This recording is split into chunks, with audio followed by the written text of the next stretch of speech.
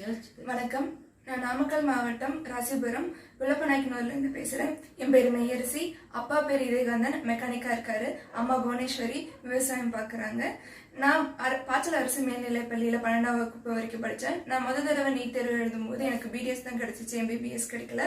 நான் திரும்ப ஒரு வருஷம் படித்து நீட் தேர்வு எழுதினப்போ 547 அவுட் ஆஃப் 720 எடுத்ததுனால எனக்கு இப்போ 7.5% ஒதுக்கீடு படி எனக்கு இப்போ எம்பிபிஎஸ் கிடைக்குது. அதன் மூலியமா நான் 5 வருடமுமே எம்பிபிஎஸ் ஃப்ரீயா படிக்கிற அளவுக்கு எனக்கு வாய்ப்பு கிடைச்சிருக்கு. என்ன மாதிரி சாதாரண விவசாய குடும்பத்துல இருந்து வந்த பொண்ணுங்களுக்குமே இந்த அரசு பள்ளியில 6ஆம் வகுப்பு முதல் 12ஆம் வகுப்பு வரைக்கும் படிக்கிறதுனால இந்த 7.5% மூலியமா மெடிக்கல் சீட் ஃப்ரீயாவே கிடைச்சு நம்ம ஃப்ரீயாவே 5 வருஷம் வரை படிக்கலாம். அதனால நீட் ஒன்றும் கஷ்டம் ஒன்றும் இல்லை. நம்மளாலையும் நீட் படிக்க முடியும், நம்மளாலையும் டாக்டர் ஆக முடியும். இது எல்லாமே நான் அரசு பள்ளியில படிச்சதுனால தான் கிடைச்சிச்சு. அது மட்டும் இல்லாம நான் இது நீட் தேர்வு இல்லைன்னா இது சத்தியமா சாத்தியமே இல்லை. இந்த நீட் தேர்வை கொண்டு வந்த பாரத பிரதமர் மோடி ஐயாவிற்கு நான் நன்றி தெரிவிச்சுக்கிறேன். தேங்க்யூ.